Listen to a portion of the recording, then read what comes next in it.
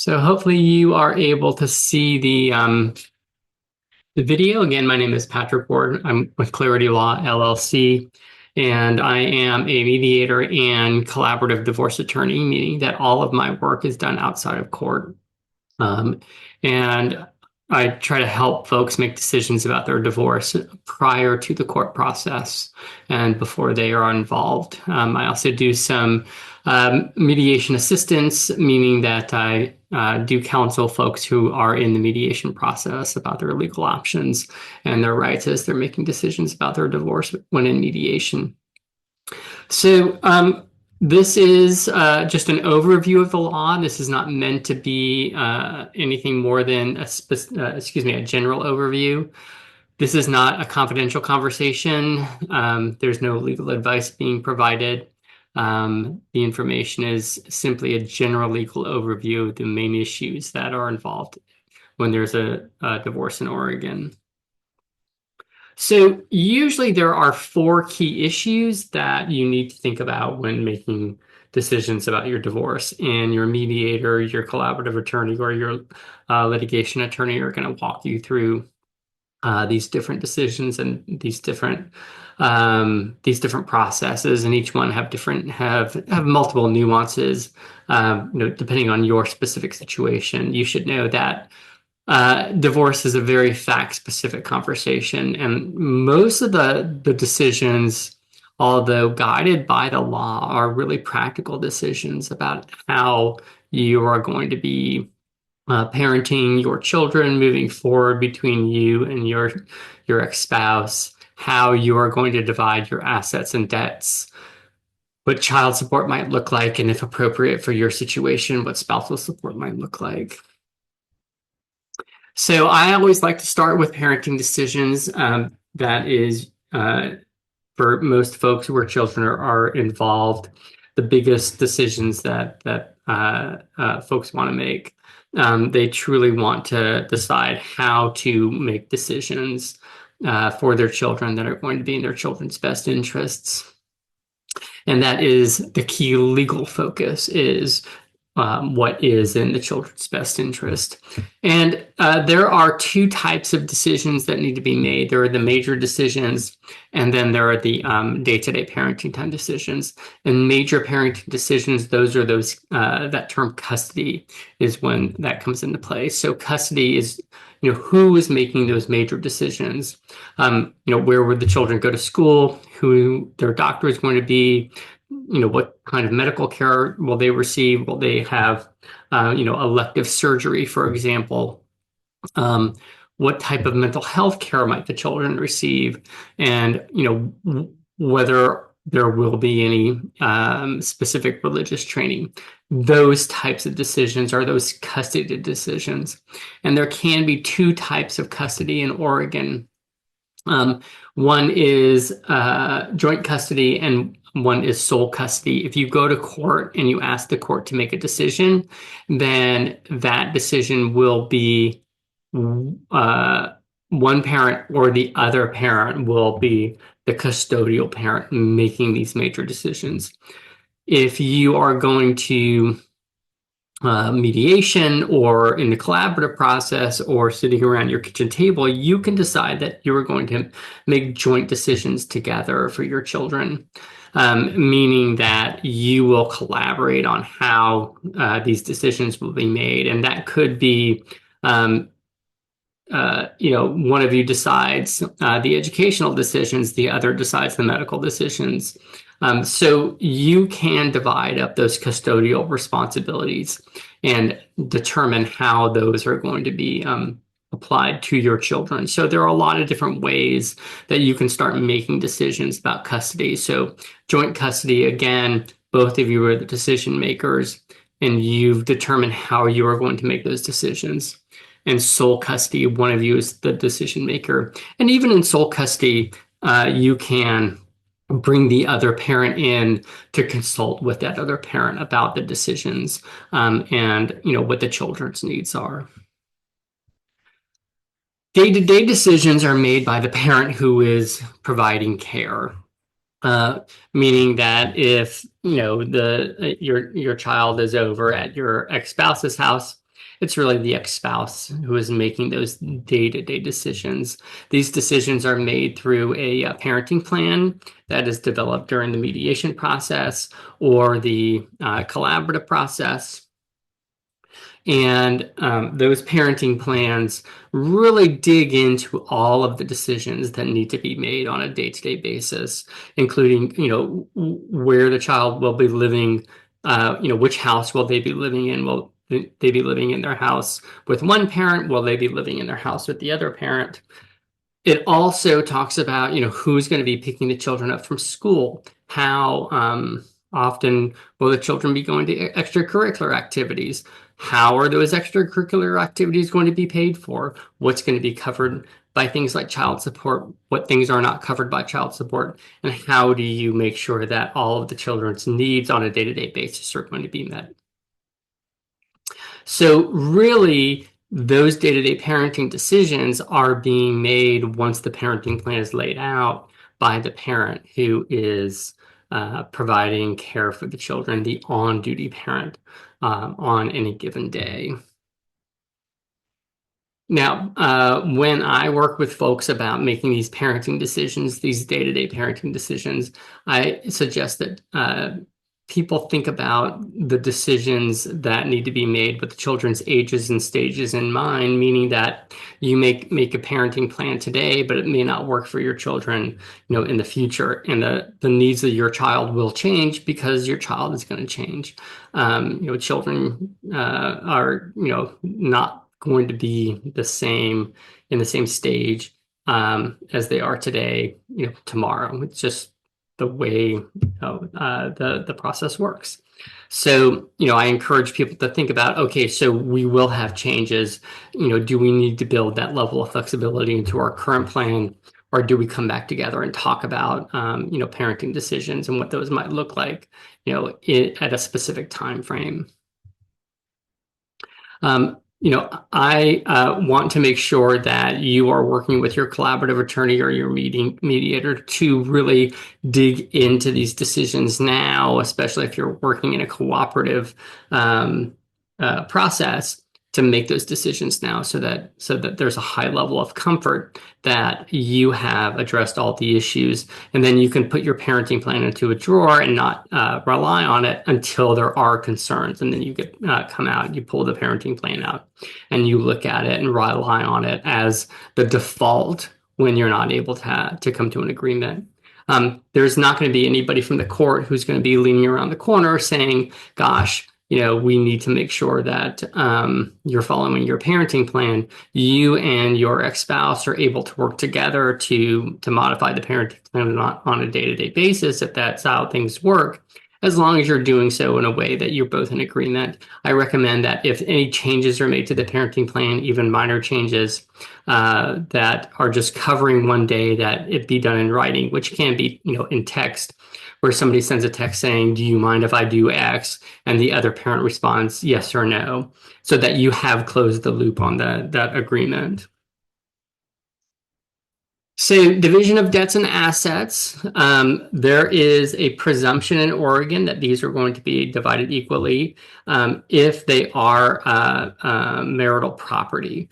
Marital assets. So, marital assets and joint debts are those things that are acquired during the marriage. So there's a presumption that marital assets and joint debts are going to be, that have been acquired equally and will be divided equally.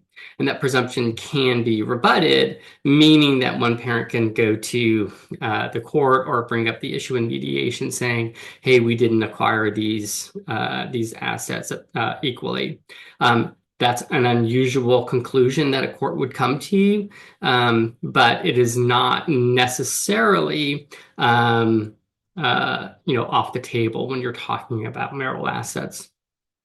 Marital property is a different class of property. That's things like inheritance that hasn't been kept, that has been kept separate, or premarital assets. And those are treated differently than those marital assets.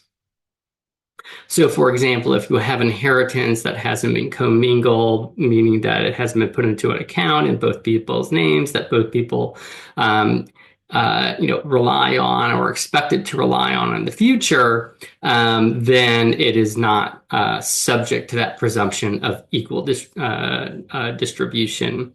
And premarital assets, usually these are retirement plans, for example, or pre-existing, property, real property.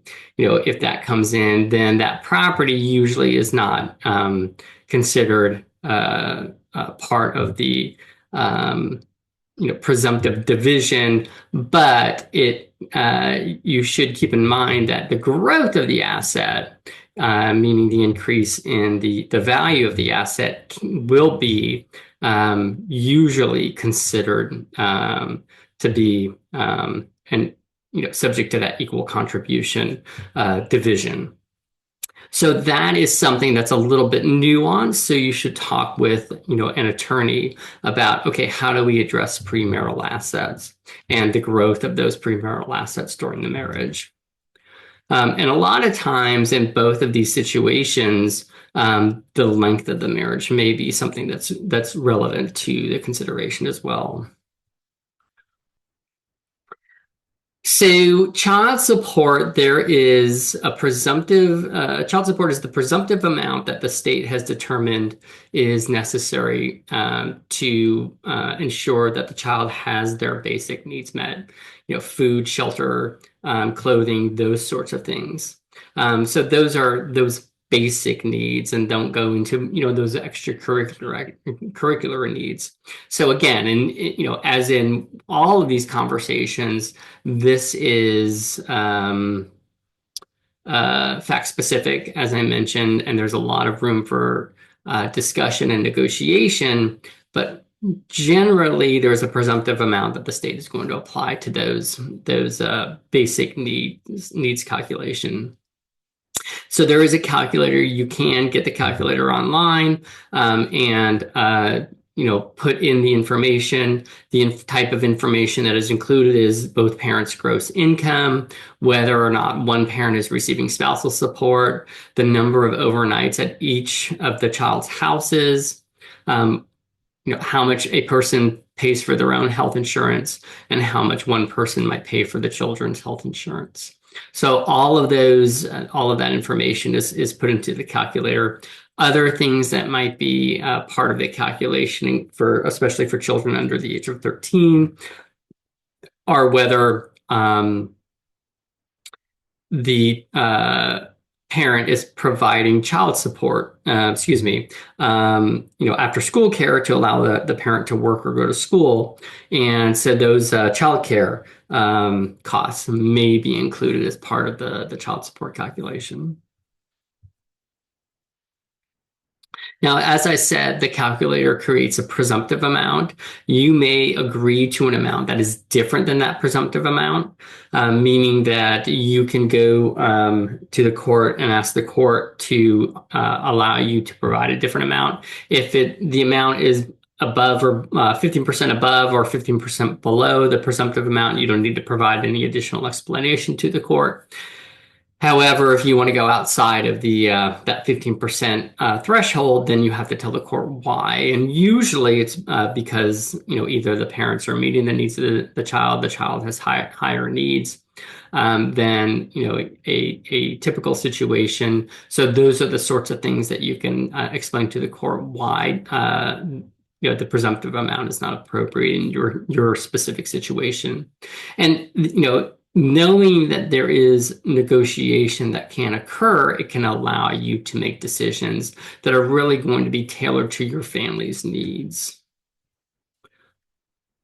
And spousal support also has a bridge with, child support also has a bridge with spousal support in this specific situation. So, for example, you can try to make decisions with regard to your spousal support in conjunction with the child support number. So if one parent is paying child support, you can, kind of lump the consideration together as to the amount of total support that's being provided. You should know that, of course, there's no calculator with regard to spousal support in Oregon, so it's very fact specific. There are multiple factors that the court applies when the court is trying to make a decision about support. And you should know that there are three types of support that are being considered. There's transitional support, which helps one parent transition from either a stay-at-home parent to work, so it allows them additional support to go to school or to ramp up their career. That's transitional support. Maintenance support is support that allows the families to maintain consistency between the two households. And compensatory support is support if one parent has sacrificed their compensation or their career in order to allow the other parent to obtain increased employment, then all of a sudden the marriage ends and the parent who, the spouse who provided that support is unable to take advantage of the new career path of the other of the parent who, the spouse who was supported, then compensatory support might kick in that situation. That's more unusual, especially when you're looking at mediation or the collaborative process. But it is something that if you feel like it's appropriate for your family, you should certainly talk with an attorney about it. When I talk with families about support, given that support is so fact specific, I really ask families to focus on budgets, because what we're really talking about is an allocation of resources. So what is the amount that the family has in order to now try to support two households, and what are the needs between those two households? What are those discretionary needs? What are those necessary needs? So we know that, for example, groceries are a necessary need.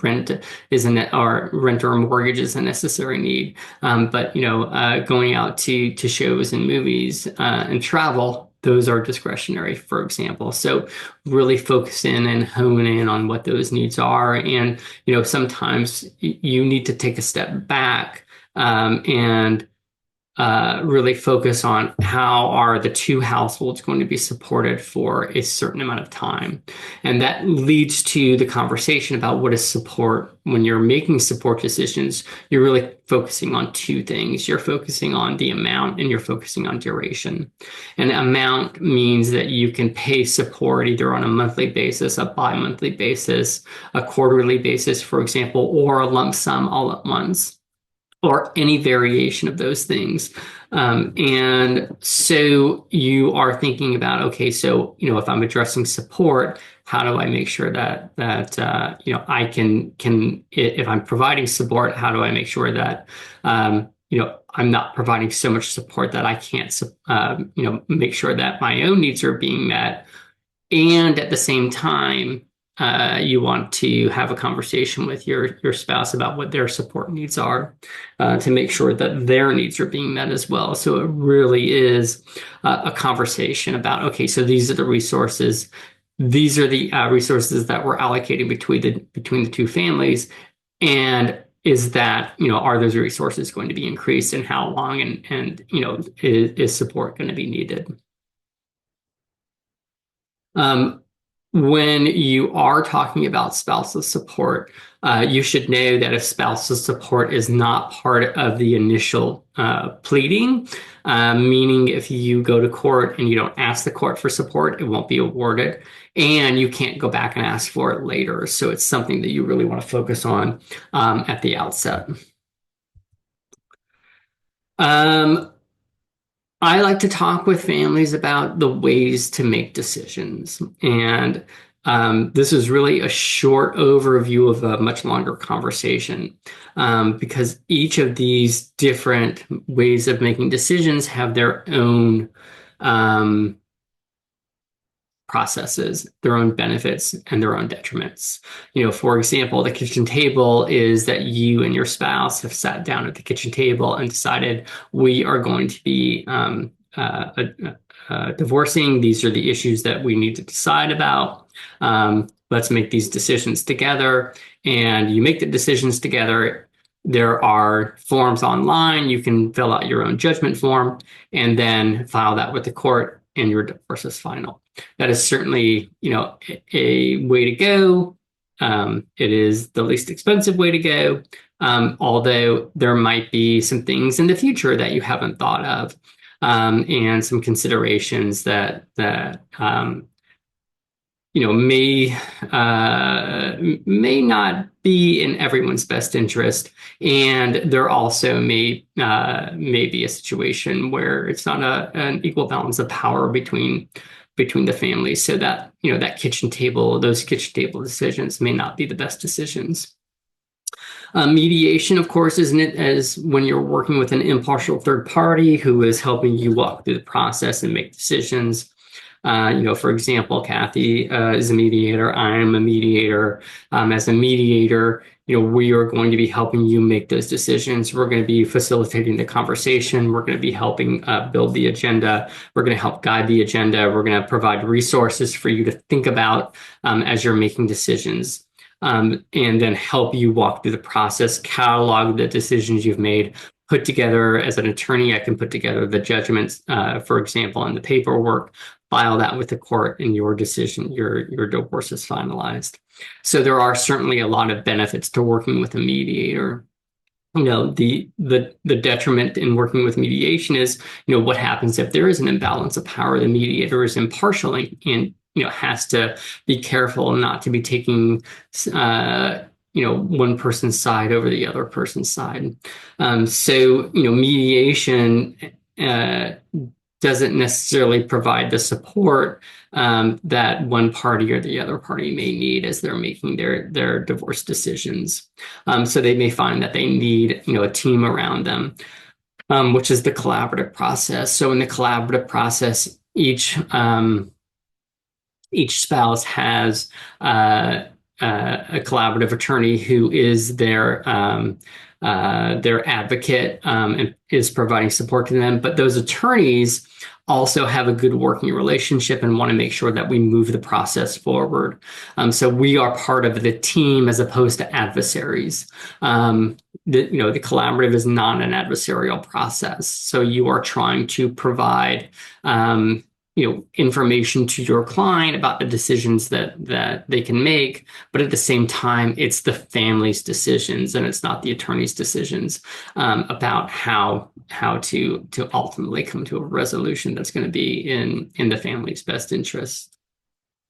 So collaborative is truly a team approach. You can apply a lot of those same considerations to the mediation process too, so that everyone has those benefits that support that they need to make decision.